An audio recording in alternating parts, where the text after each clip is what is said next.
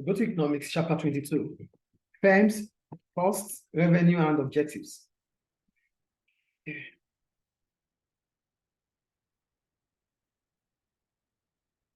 We already know what firms are. Firms are businesses that provide goods and services, right? Yes.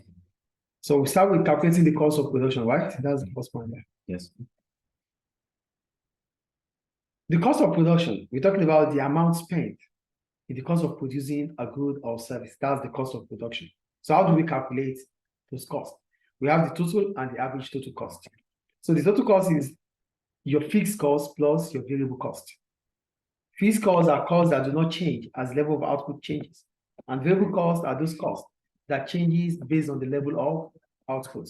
So the combination of both gives us It's like total cost. the variable cost is like the not salary. Wages, yeah, it's a variable cost. Yes. Wages and yeah. Not salary, wages. Wages, yeah, it's like wages. Insurance, sometimes I think so. It's not fixed. Are you sure? Yeah. Insurance is fixed. It's insurance is fixed. Okay, Yeah. like so cost that changes as level of output changes. These are rent. the rent is fixed. No, it's fixed. Okay. Wages, so it's only wages. No, there are not cost of raw materials. Raw materials are variable cost. Oh, yeah. Because as much more raw materials, the more you get raw materials, the more you pay for them. They are not constant. You get it? Don't worry, you get to know more about variable cost and fixed cost. So total cost, as its name implies, is the total cost of producing a given output. So total cost is what the cost of producing a given level of output. The more the output is produced, the higher the total cost of production. Producing more units requires the use of more resources. So the more output you produce, the more cost you incur. So if you have to produce, you have to increase your output level. You have to increase your cost of production. That is the point there. So we have the average total cost, ATC. Average total cost is what? Your total cost divided by your output. Do you get it? Yes. ATC is what? TC divided by Q, your output, quantity. So we have this. We have the table already. Yes. So we have the output, we have total cost, we have the average total cost. Like I told you, total cost, output, ATC, the average total cost is your total cost divided by your output. 10 divided by 0 is 0, 30 divided by 130, 48 divided by 224, 60 divided by 320, and so on.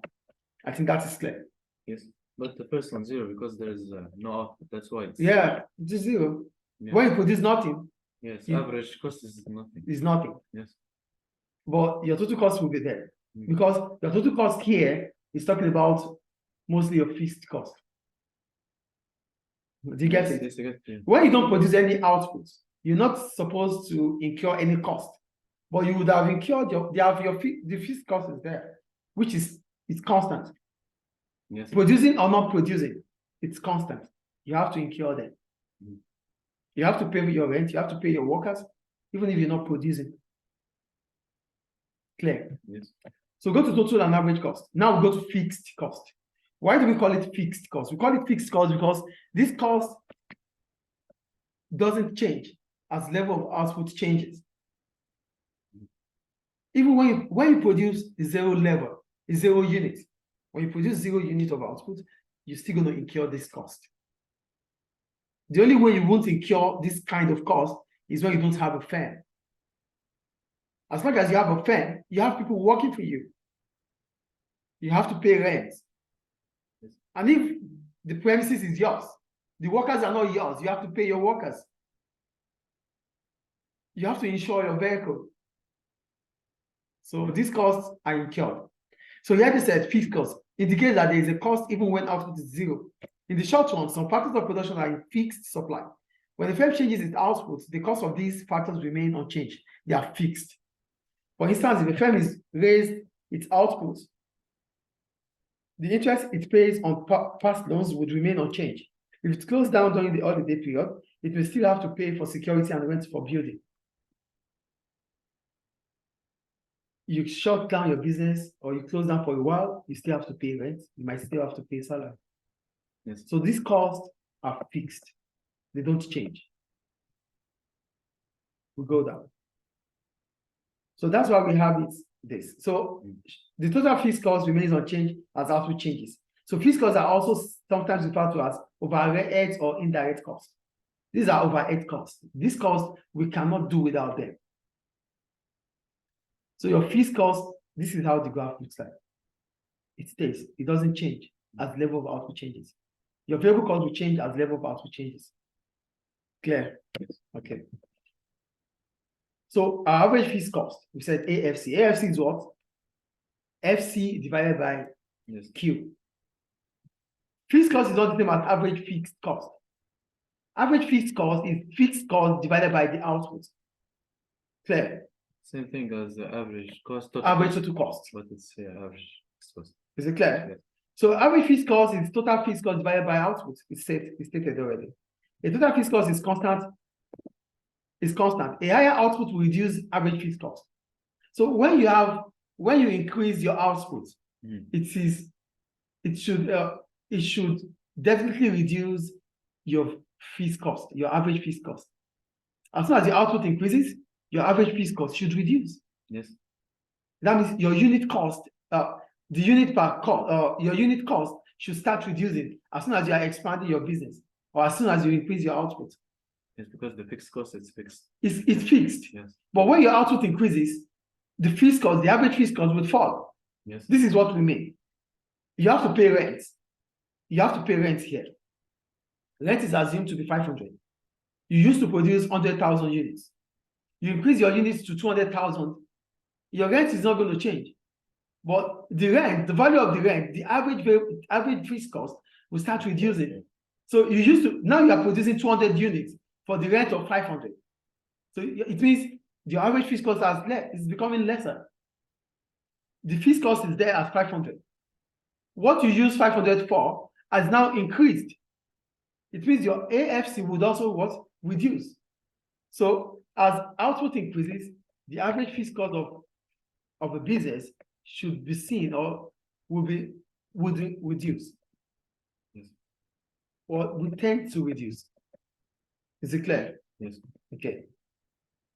So we have our total fixed cost here and the average fixed cost. We said divided by output. I think that's clear. Yes. So we go to variable cost. What is variable cost? Variable costs are those costs that changes as our level of output changes. So it's from zero, as you increase your output, your variable cost starts increasing.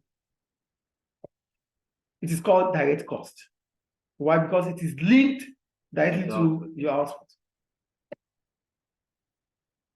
So they vary directly as output changes. Production and sales of more cars will involve an increased expenditure on component parts, electricity, wages, and transport of a car for a car fare. So as soon as you increase your output, you have your cost of production, your average for your variable cost will definitely increase because you would have to increase the raw materials or components you use. That is the point they are making. Is it clear? Yes. So as output increases, total variable cost rises. It usually tends to rise slowly at first and then rise more rapidly.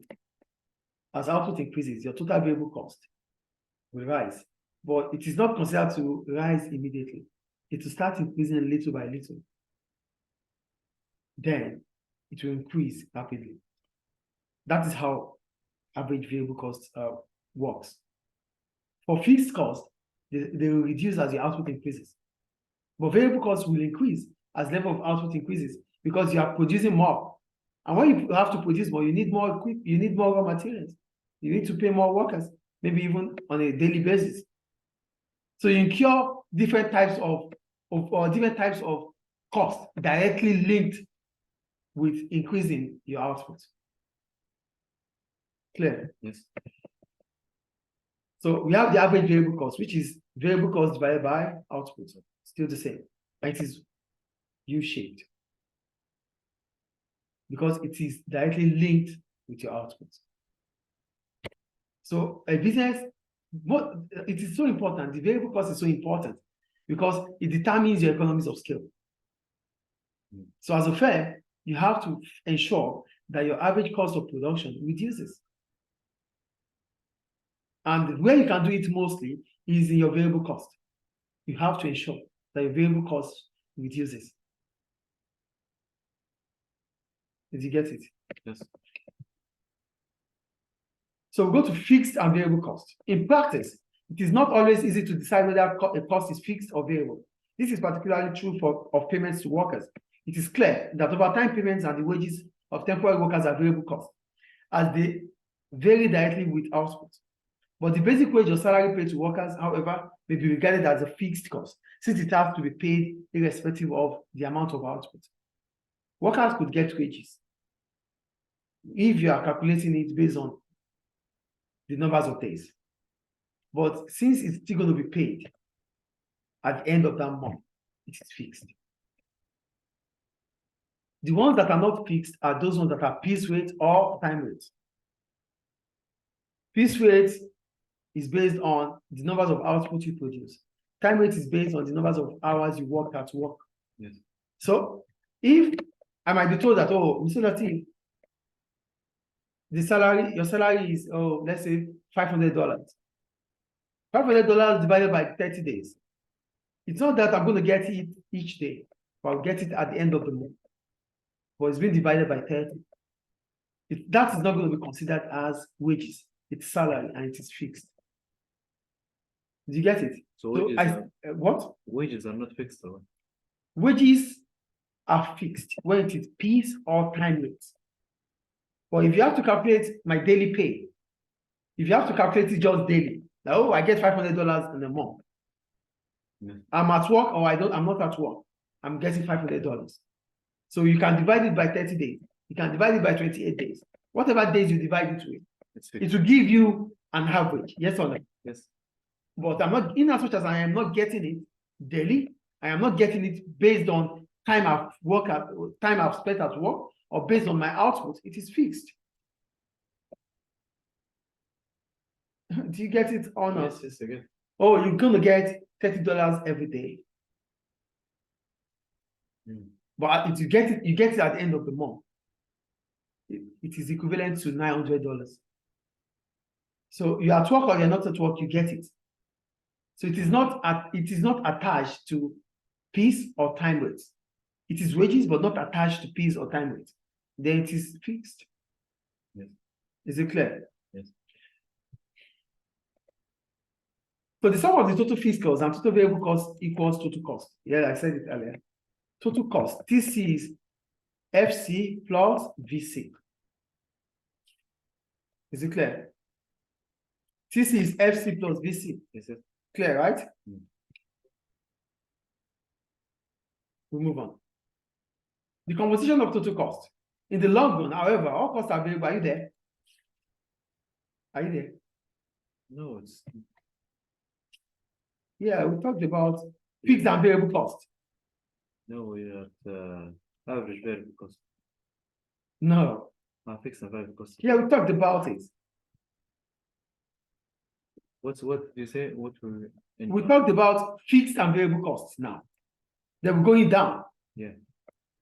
The composition of total cost. The composition of total cost. The composition. Yeah. That's where we are. Yes. Are you there? Yes. Okay. How do we combine total costs? In the long run, however, all costs are variables.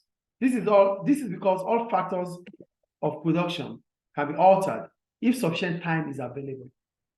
In the long run, all factors of productions are considered to be variables. Why?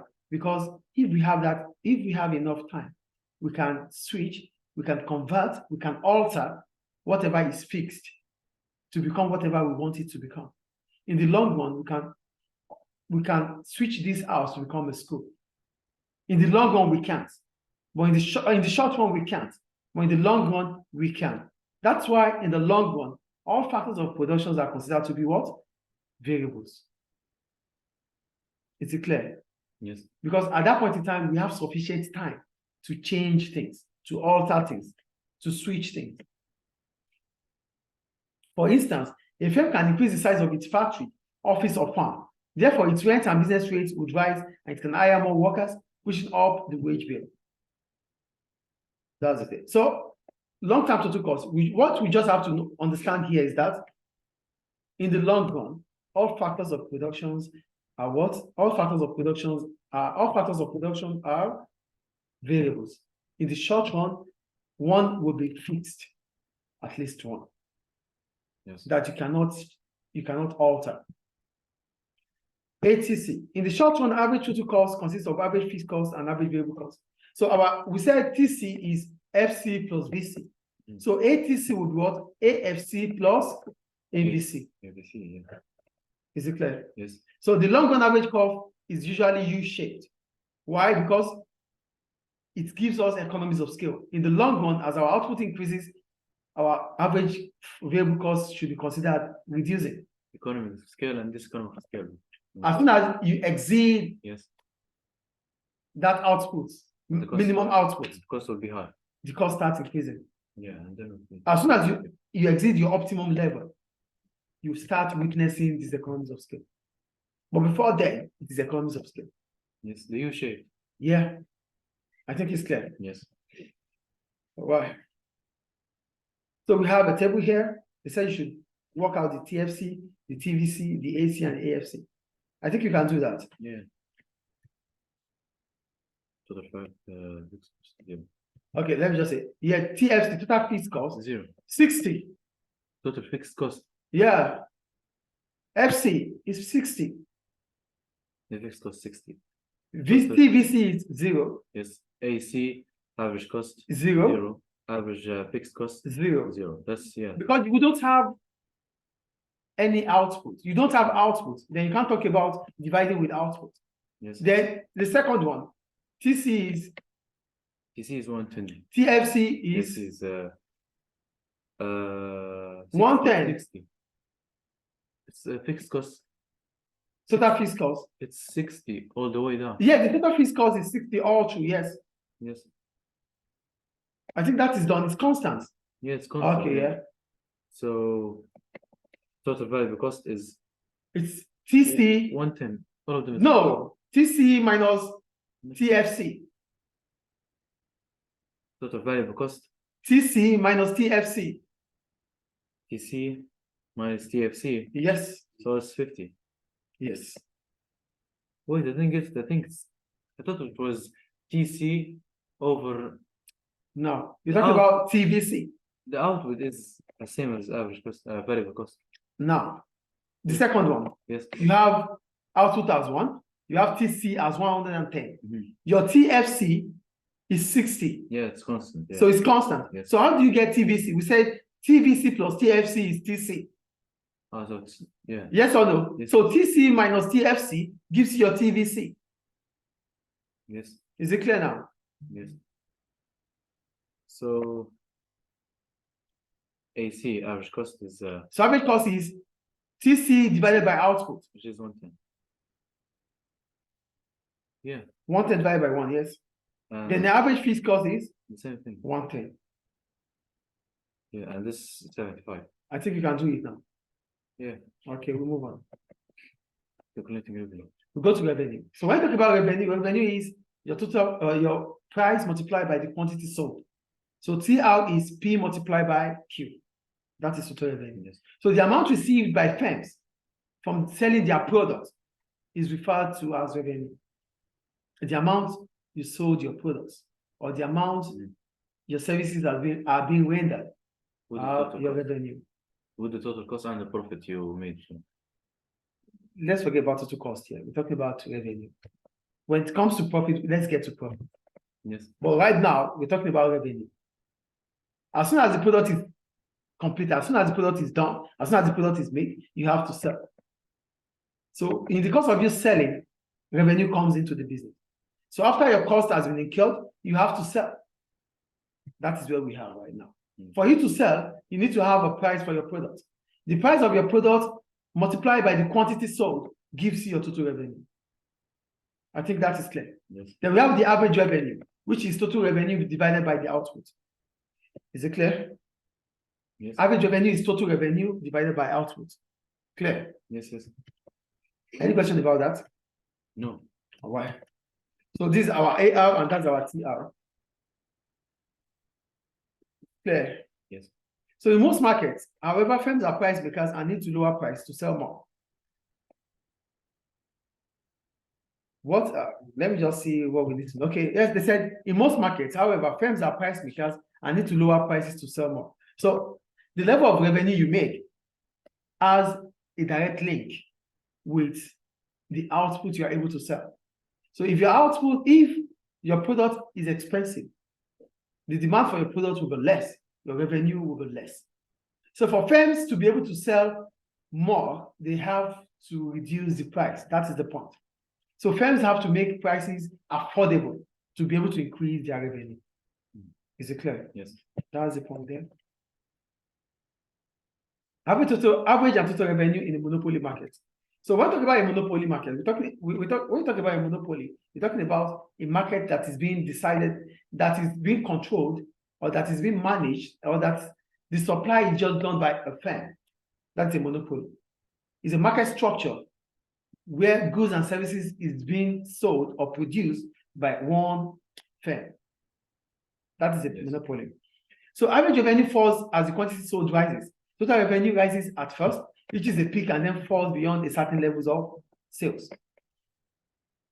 For a monopoly, the average revenue of a monopoly at the beginning, it will increase. Because at the beginning, in the short run, we can't find substitutes. Do you understand what I'm saying? The market for a monopoly, you are the only supplier of goods and services. You are the only supplier. So if you are the only supplier of goods and services, or of goods or of service in an economy, or in a state, or wherever it is, in the short run, there's no substitute. So we don't have any alternative. So our average revenue will fall, because what we are selling is increasing. We don't seem to get it. No. There's total revenue. Total revenue is the amount of what we sell. Yes. As a monopoly, what happens to our average revenue? They said average revenue falls as quantity sold rises. What is your average revenue? Your total revenue divided by your output. Yes. You are the only one supplying in the market. If you are the only one supplying in the market, as much as you sell, the less you will be able to make at the beginning. Yes. Because everybody will buy from you. There's no any substitute elsewhere. So you are the only one selling. Your average revenue would fall at the beginning. Yes. The unit price. You can't, because you are the only one selling, yes. But you cannot just increase price immediately. It is when people start trusting your product that you can increase the price. The demand for your product becomes inelastic. Getting customers loyalty. You get it. So when the demand for your product starts increasing, then you can up the price, you can increase the price. At that time, your average revenue will start increasing. Do you get it or not? Yes, yes. When you sell more, you will be selling more because you have reduced the price. That is the normal law of demand. Yes or no? Yes. So total revenue rises at first, reaches a peak, then falls beyond a certain level. So because you want people to buy your product, you've reduced the price. As much as you reduce the price, your average revenue would fall. As a monopoly, you are the only one selling. There's going to be a stage that everybody wouldn't have any other choice than to buy from you. At that point in time, your total revenue would rise. But in the long run, as people start seeking alternatives, your revenue would fall. First, your average revenue would fall as you sell more, because you are selling more, because you are selling more because the price is less. You start increasing the price, your total revenue would rise. In the long run, when customers are able to find a substitute or alternative, your total revenue will start falling. Yes, yes. Did you get it? Yes. Any questions about that? All right. So we'll go to objective of firms.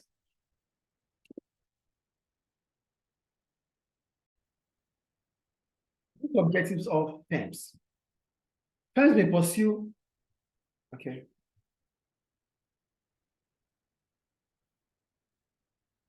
Objectives of firms. Yeah, firms will pursue a range of objectives, including survival, growth, social welfare, profit satisfaction, and profit maximization. So let's start with survival. When firms are started, their initial objective may be just to survive in what may be a very competitive market.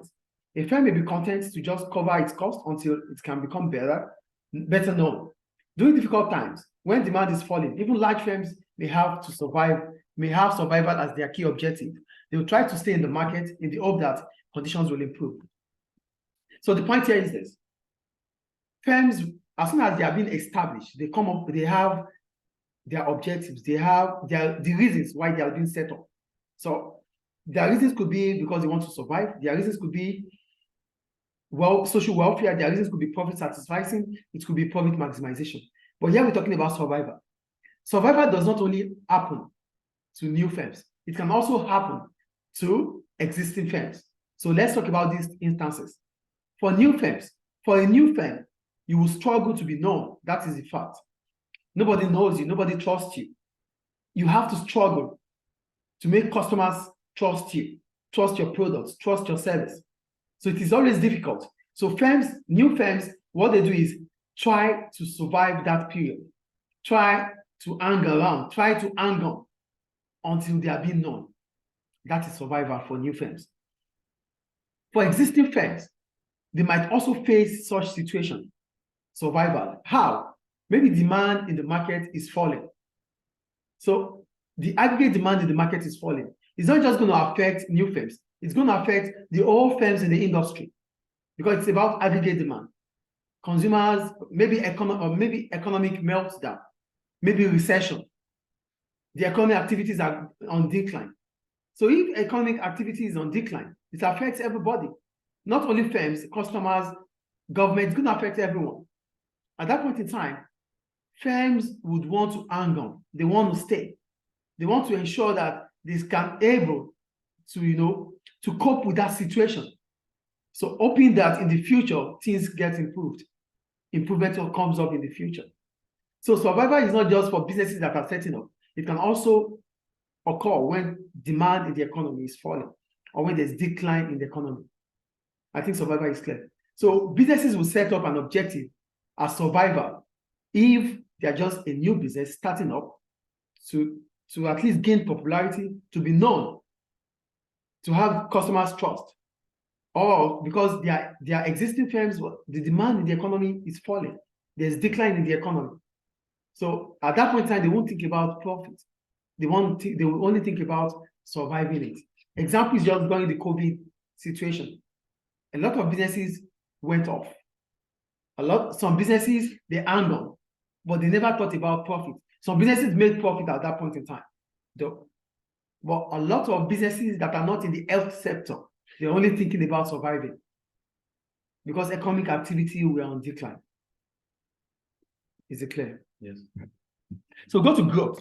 That's another objective that a business could set. Some firms may pursue the objective of growth, increasing the size of the firm. Objective of growth. Increasing the size of the firm may bring a number of advantages. High and expanding sales tend to enable firms to take advantage of a number of internal economies of scale, and so, for instance, to raise finance more easily and to buy raw materials at a discounted rate. Those who run firms, the managers, directors, and chief executives, may have the growth of the firm as their key objectives. Because their pay and status may be more closely linked to the size of the firm they run. Those in charge of large firms are usually paid more than those running smaller firms, and also tend to be held in high esteem. They may also have greater job security as the larger firm. As the larger the firm they run, the more difficult it will be for any other firm to take it over and replace them with their own managerial team. If growth is achieved by margin with other firms, competition will be reduced and the firms will gain a larger market share. So we have a lot to talk about growth. When we talk about growth is simply increasing the size, the output, the operational scale of the business. So growth comes with expansion, expanding the business, expanding the scope of the business. If this happens, it makes firms to have cost advantage. They will be able to enjoy economies of scale. Enjoying economies of scale in the aspect of being able to reduce the average cost of production. Enjoying economies of scale on the aspect of being able to buy bulk products, bulk raw materials at a discounted rate. Enjoying economies of scale as a result of being able to employ workers that are skilled, managers that are skilled in the industry. Managers when firms are expanding, it can also directly link to the status and to the pay of managers. So managers would put effort to ensure that the business of the firm is expanding. Because if the firm expands, the work of the manager shows. It shows the efforts of the manager. It shows the performance of the manager. So it becomes difficult for owners of firms to lay off such managers. They wouldn't want to change it because they are giving results. Do you get the point we're making here? Yes, sir. Another reason why growth is important for firms is that it allows them to have access to financial security. They'll be able to access loans at a cheaper rate because they will be considered as low risk. Unlike smaller firms, banks will trust them, suppliers will trust them because they are big, they are huge. Do we get it? Yes. So the larger the firm becomes, the more beneficial it is to all the stakeholders surrounding the business. They will be making more profits, which means shareholders will be getting more dividends. They will be selling even at a lower price, which means customers will be able to buy at affordable prices. Why is that possible? It is possible because they would have been enjoying economies of scale. They will be so effective and efficient, which means they will be able to provide quality products because they will have the financial capability to invest in technical economy or to invest in capital goods or capital equipment because they will enjoy technical economies of scale. They will have all these economies of scale, internal economies of scale with them. Managerial economies of scale, diversification, technical economies of scale, purchasing economies of scale, sales economies of scale. They will have all these, which means they will be able to sell at a lower rate. If firms merge, they could also merge to expand their operations.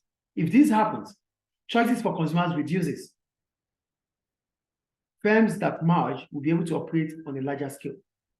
And they will also enjoy all this we talked about. This is what growth brings about. So firms might choose growth as an objective to be able to enjoy all these benefits. Is it clear? Yes. The third one, social welfare. Some businesses are not set up because they want to survive or they want to expand. They are being set up because they want to care for humanity. They care about people, they care about human, they care about consumers. So let's read. It's more than medical, right? It's medical things, social welfare. No, it's about the society. Businesses are being set up to take care of the society at large. Mainly medical. No. No. Yeah, let's go, yeah. It's the society. Society. Yeah. Social welfare is about the society, about the people. So health is not just about the people. Education is for the people. Even education. So there are a lot of things that are for the people, not only health. Yes. Do you get the point? Yes. So state-owned enterprises may be given by the government the objective of improving social welfare. They may, for instance, charge a relatively low price for their products to ensure they are affordable to even the poor. They are more likely than private sector firms to base their production decisions on social costs and benefits. So do you see what social welfare is about here? Selling at an affordable price, even to the poor. Because private firms would not. Private firms would think about cost. They would think about social cost and benefits. Not the government. Government works for the people. In recent years, some private sector firms have also been showing a greater concern about the environmental and social effect of their actions. This is what we call social responsibility. So private firms are becoming more socially responsible. So we are socially responsible as a firm. If you put into consideration the social welfare of the people, you think more of the stakeholders than the shareholders. That is what we meant by social responsibility. So when firms start thinking about stakeholders, not just the shareholders, then that firm is socially responsible. When you are thinking about the stakeholders, it means you think about the customers, it means you think about the environment, it means you think about your shareholders, it means you think about government, it means you think about everything that has interest in the business. That's a social responsibility. Is it clear? Yes. So some businesses do that now. They think about the society. They give scholarship to students. They do the street lights. They do these things. It's social responsibility. They are conversant. They are conscious about emitting carbon. It's social responsibility. Is it clear? Yes. Okay. Profit satisfying. So profit satisfying is also an objective of the business. What does profit satisfying mean? It means you just want to make profit enough to take care of the living standard of the owners of the business. Just make profit that will be enough for the owners. Let's look at what they said here. In some cases, firms may engage in what economists call profit satisfying. This involves making enough dividends to keep shareholders happy while pursuing other objectives. For example, a firm may be prepared to sacrifice some profit, at least in the short run, in order to improve staff facilities or to get their new raw materials from more sustainable sources. So profit satisfying is about maintaining a standard that keeps the owners of the business happy. Make profit enough for funding them. That's profit satisfying. Is it clear? Yes. We go to profit maximization, which is also another objective. Traditionally, firms want to make profit. It's the aim of every firm that is being set up is to make profit. So let's see. Traditional theory, however, suggests that firms seek to maximize profit. This means that they try to earn the largest profit possible over a period of time. While some of other objectives may appear to conflict with profit maximization, pursuit of them may actually increase profits in the longer term. For instance, growth may involve reducing the number of competitors. This would reduce the price elasticity of demand for its product, and so its ability to raise prices and revenue. In addition, increasing the scale of operation may reduce average cost. Both of these outcomes would increase profit. They said, in the course of we pursuing profit, we might have to do other things like growth. We might have to think about growth. We might have to think about economies of scale. Though the objective is to increase profit, but sometimes we are able to maximize profit if we expand.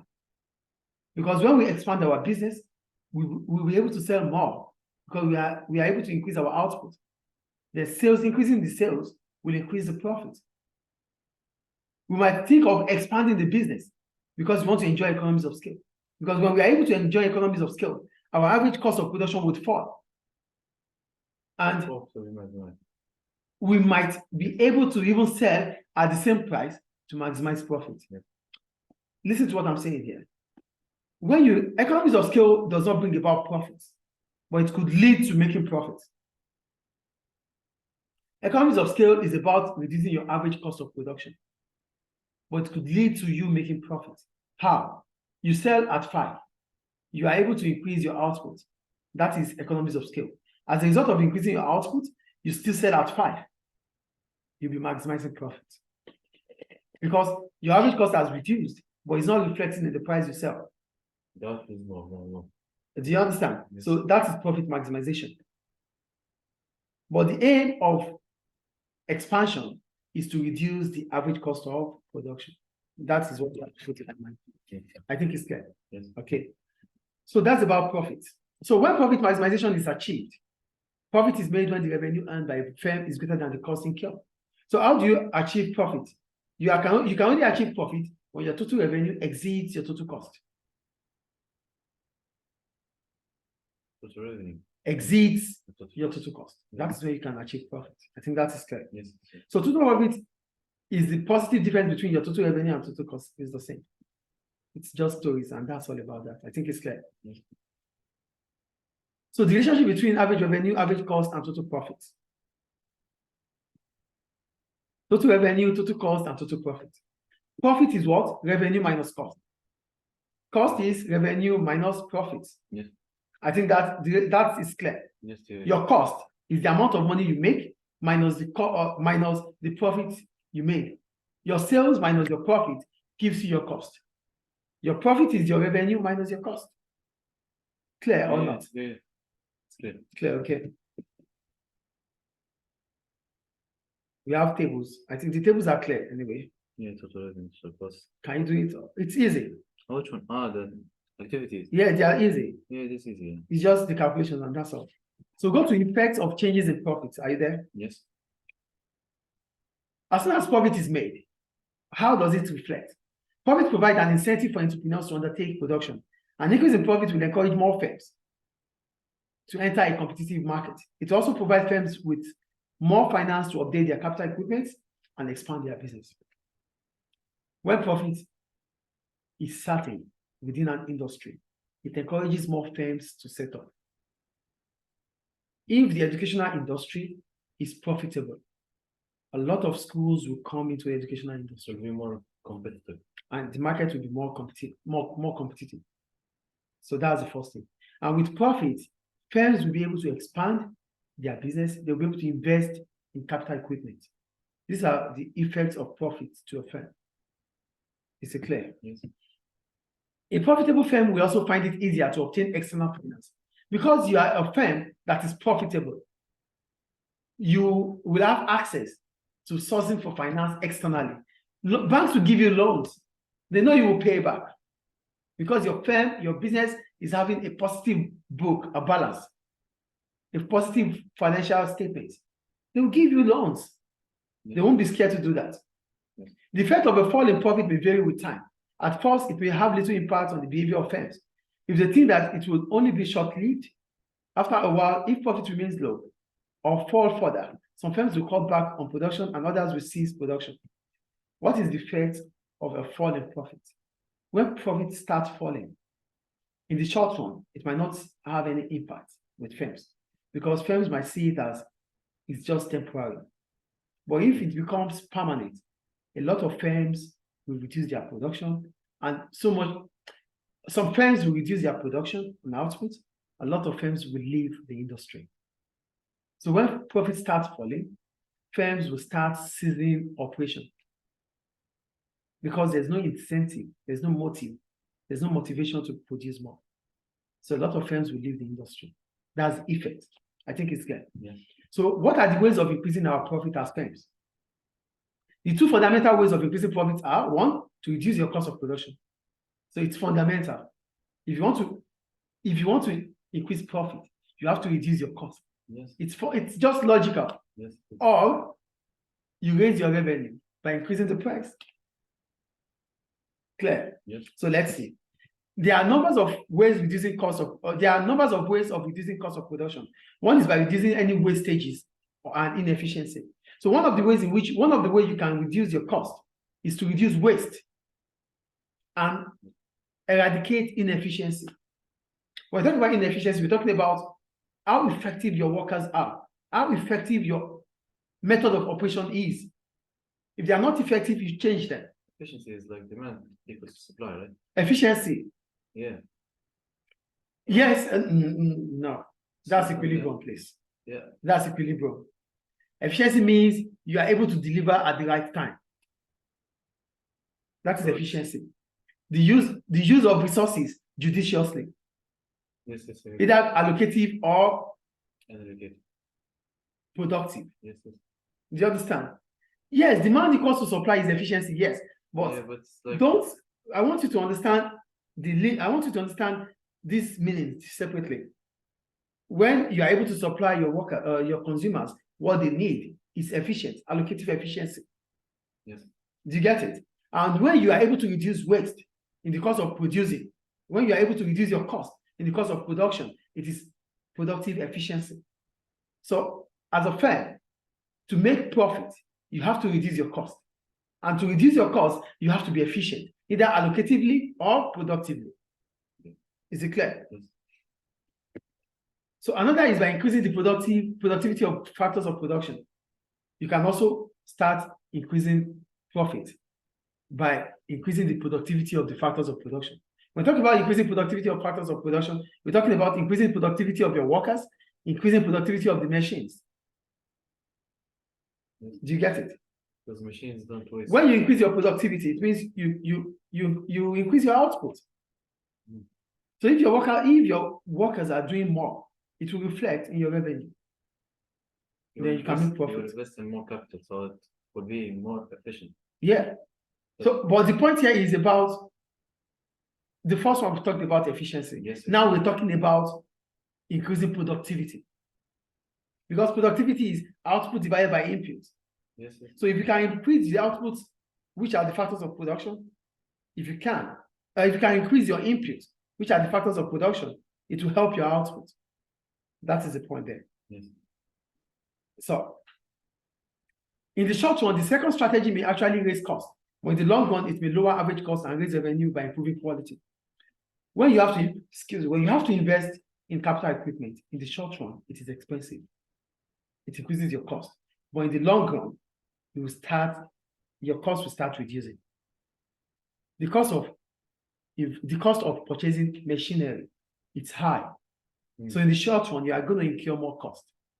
But it is beneficial in the long run. Is it clear? Yes. Is it clear, please? Yes. A third way is by increasing the size of the firm through merger or takeover. A larger firm may be able to take advantage of economies of scale. The firm will be likely to have higher total revenue. It will also have a higher total profit and profit per unit due to its greater market share. Firms with considerable market power often have inelastic demand for their products. When demand is inelastic, a firm can increase its revenue by raising price. In contrast, are you there? Yes. In contrast, if demand is elastic, the revenue may be raised by cutting down price. So another way to increase your revenue is through merger. When you merge as firms, your output will increase. You will be able to enjoy economies of scale. And if in the course of having enjoying economies of scale, you are able to produce more with quality, the demand for your product becomes inelastic. The demand for your products becomes inevitable. People would always want to buy your product. As a result, you could even charge higher prices to make more profit. Because as soon as you merge, you increase your market share. Increasing your market share means you are increasing your market power. So when you are able to increase your market power, the demand for your product becomes price inelastic. No matter what you sell, no matter the price you sell, they will buy. Then you can make profit. Is it clear? Yes. Besides trying to raise revenue by changing price, firms may seek to increase demand for the product. There is a variety of ways in which this can be done. They may seek to improve the quality of their product, diversify, and be more responsive to changes in consumer demand by improving their market research. Let's talk about this before we read the last sentence there. It is not necessary you increase the price of your product to make profit. Please be here. It is not necessary you increase the price of your product to make profit. You can improve the quality of your product. Because when you improve the quality of your product becomes the talk of town. That is what they want to buy because of the quality. You can also be responsive to consumer changes with market research. Anticipate what customers' needs and wants are. Make it available for them. This will also increase the demand for your product because it has quality. It meets the needs and wants of your customers. So it's not necessary you increase the price. Improve the product in terms of quality, increase the quality of the service. They will always come for you. Listen to your customers. Anticipate their needs. So a good rule, I think so. Yeah, reputation. Yeah, if you have good reputation, they will come. Your sales will come. Yes. So the last method, they said, another method that firms may employ is advertising. A successful advertising campaign is one which increases revenue by more than the cost and increases prices. So another way in which a business can really make profit is through advertisement. If your advertisement, what is advertisement? Creating awareness, customers understanding the importance of buying your products.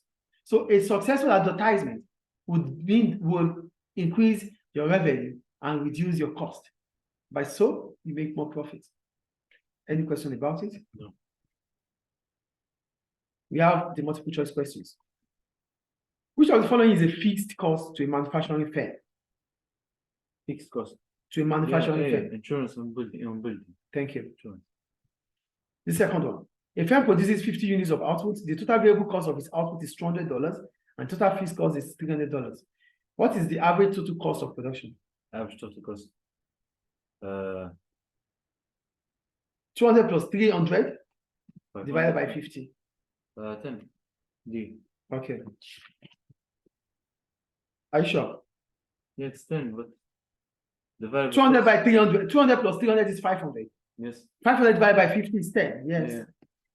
D. Question 3. A firm sells 100 units at a price of $4 per product. From this information, calculate the firm's total revenue and the average total revenue. 100 units multiplied by 4 is 400. So total revenue is 400. Then the average revenue is total revenue divided by output. That's 400. 400 divided by. So it's C. C, because 400 divided by 100 is 4. So that's the average total cost. The average revenue. Average revenue is total revenue divided by output. Total revenue. Divided by output. 400 divided by 100. Yeah, 4. Great. Yeah. Question 3, C. Question 4. A firm achieves maximization. What does this mean? Maximization.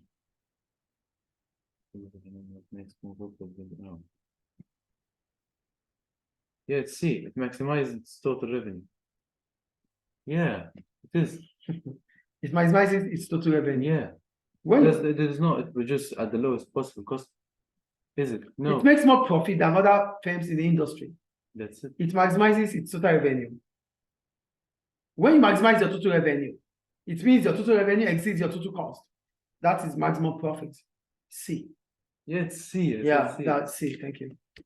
I thought you. No, it's C. It's C. It's I thought you said it's wrong. No, it's C. So that ends the lesson, right? Yes. What do you have? Market structure. Monopoly.